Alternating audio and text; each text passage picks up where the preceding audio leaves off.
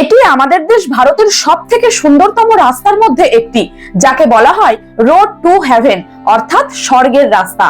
কিন্তু আশ্চর্যের বিষয় কি জানেন, দীর্ঘ 30 কিলোমিটার লম্বা এই রাস্তাটির শুরু আছে ঠিকই, কিন্তু মনে হয় যেন তার কোনো শেষ নেই।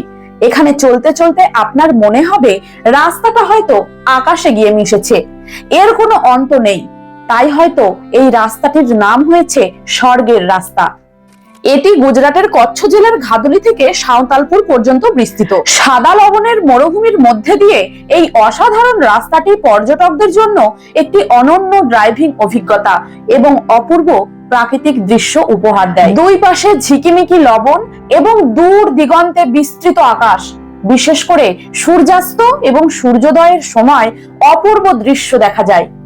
আর এটি পাকিস্তান সীমান্ত থেকে মাত্র 50 কিমি দূরে অবস্থিত।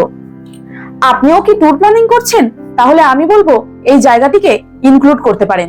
তাহলে আজকের ভিডিওটা আপনাদের কেমন লাগলো অবশ্যই কমেন্টে জানাবেন। আপনার একটা ছোট্ট কমেন্ট আমার অনেকটা স্ট্রাগলের ইন্ধন যোগায়।